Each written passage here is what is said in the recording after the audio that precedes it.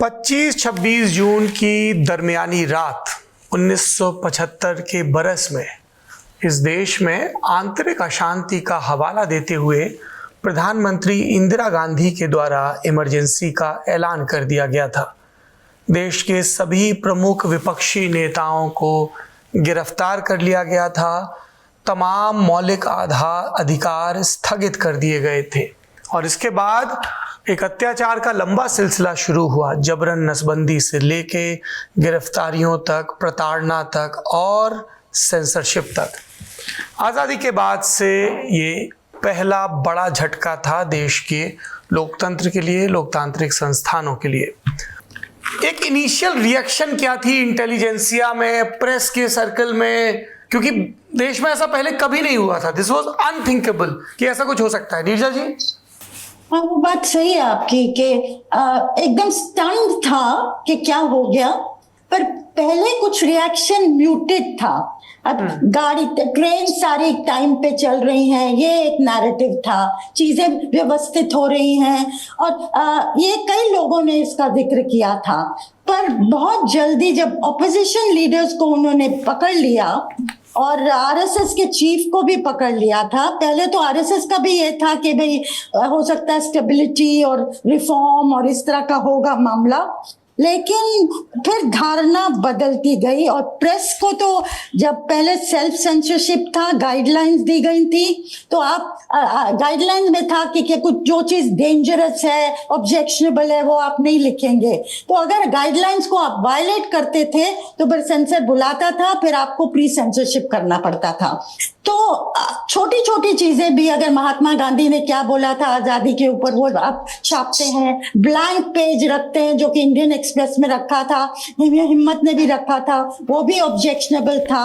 और हिम्मत ने तो 2 अक्टूबर में जो राजघाट पे एक मीटिंग हुई थी जहां आचार्य कृपलानी थे, उसमें राजमोहन गांधी भी थे जो एडिटर इन चीफ थे हिम्मत के, तो उन लोग को अरेस्ट किया गया था। तो एक छोटा सा आइटम जो था ये हिम्मत में जब निकला था इसके बारे में, तो वो भी ऑब्जेक्शनेबल था, वो भी सेंसर को ठीक नहीं लगा। तो इस तरह की चीजें थी जो हो रही थी। और फिर तो जब नसबंदी का दौर चला, असली जो टर्न अराउंड आया ना देश में, वो 1 करोड़ लोगों की नसबंदी की गई और 1976 में तो 70 लाख लोगों की नसबंदी की गई, जो कोई टारगेट सेट किए गए थे उससे कहीं ऊपर थे।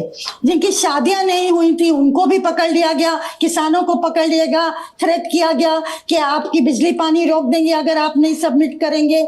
तो इस तरह का जो माहौल बना फिर बाद में, तो फिर 76 में तो मैं जब दिल्ली आई थी एक विजिट पे बंबई से, तो जब घूमी थी तुर्कमान गेट में भी और दूसरी एरियाज में, रीसेटलमेंट कॉलोनीज में, तो बहुत एक आक्रोश बिल्डअप हो रहा था और लोगों का मानना था अभी हम चुप हैं, चुनाव होने दो, हम इंदिरा गांधी को दिखा देंगे।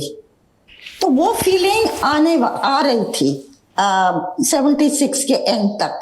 बट 75 के शुरू में जो आप सवाल पूछ रहे हैं उसमें बहुत म्यूटेड रिएक्शन था। हालांकि ऑपोजिशन लीडर्स को जिस तरह से पकड़ा गया था और जॉर्ज फर्नांडिस अंडरग्राउंड चले गए थे, 26 जनवरी को उड़ीसा में थे, अपनी पत्नी के साथ थे, अपने छोटे बेटे के साथ थे, तो उनको टिप ऑफ था कि ऐसे नेताओं को पकड़ लिया गया है, पुलिस आपके लिए भी आएगी। तो 26 के मॉर्निंग में वो निकल गए थे। और बहुत इंटरेस्टिंग चीज है सौरभ कि 3 दिन बाद उनकी पत्नी कलकत्ता से गुजर रही थी, हावड़ा स्टेशन से वापस दिल्ली जा रही थी, तो उनको पता था ये हावड़ा स्टेशन से गुजर रही, तो उन्होंने एक नोट भेजा था किसी के थ्रू क्वाइटली। उसमें लिखा था, I don't know where this will end but mean time my son will keep you company. तो जॉर्ज का जो नेटवर्क था ना, तब भी अभी शुरुआत थी अंडरग्राउंड की, तब भी उतना दुरुस्त था, क्योंकि रेलवे मैन यूनियन में उनकी बहुत पैठ थी और मुंबई के टैक्सी ड्राइवर्स में तो वो बहुत प्यार करते थे उनको, बहुत मानते थे जॉर्ज फर्नांडिस को। अब हम रुक कर रहे हैं श्यामलाल जी का। श्यामलाल जी, इंदिरा गांधी सत्ता से बाहर हुई क्योंकि सर्वप्रथम उत्तर प्रदेश, बिहार भी और दूसरे उत्तर भारतीय राज्य भी, पर यूपी में बुरी तरह हारी। इतनी बुरी तरह हारी कि वो खुद रायबरेली से चुनाव हारी और उनके बेटे और राजनीतिक वारिस संजय अमेठी से हारे। 77 में उत्तर प्रदेश ही नहीं सर, उत्तर प्रदेश को ही क्यों आप कह रहे हैं? देखिए नॉर्थ इंडिया में मुझे लगता है कश्मीर में शायद करण सिंह जी और एक दो सीटें जीती थी, राजस्थान में एक सीट जीती थी कांग्रेस, छिंदवाड़ा एक जीती थी कांग्रेस, बाकी नॉर्थ इंडिया में नर्मदा के नॉर्थ में कहीं भी एक सीट नहीं मिली थी कांग्रेस को। तो उत्तर प्रदेश वालों को इतना कांग्रेस विरोधी क्यों आप कह रहे हैं? मैं तो 1970 में पैदा हुआ, मैं 5 साल का बच्चा था जब इमरजेंसी लगी।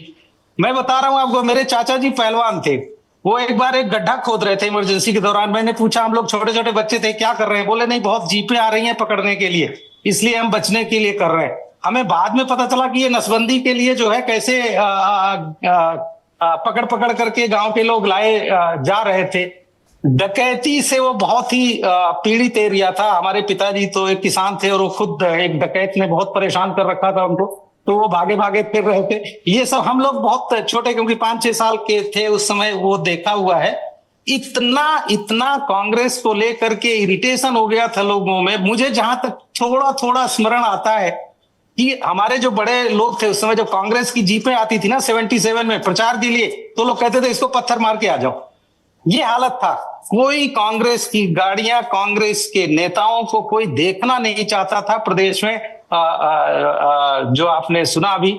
तो इसलिए जो है वो, अब इंदिरा गांधी जी का तो उनके हारने की पृष्ठभूमि पहले ही तैयार हो गई थी। राजनारायण जी वहां से लड़ रहे थे, संजय गांधी जी, पूरा यूपी साफ हो गया। उत्तर प्रदेश जो जहां सारी की सारी सीटें कांग्रेस जीता करती थी, पहली बार हुआ ऐसा आजादी के बाद भी एक भी सीट नहीं है।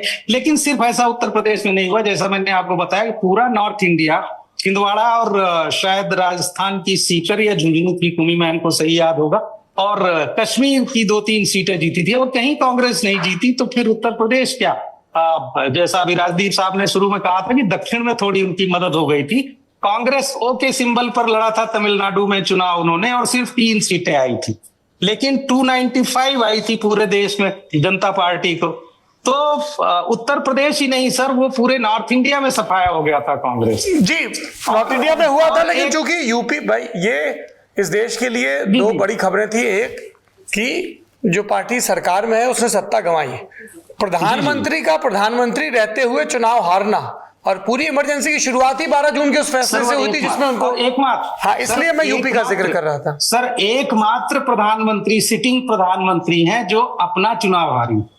उनके पहले और उनके बाद कोई सिटिंग प्रधानमंत्री अपना लोकसभा चुनाव नहीं हारा है, प्रधानमंत्री रहते हुए।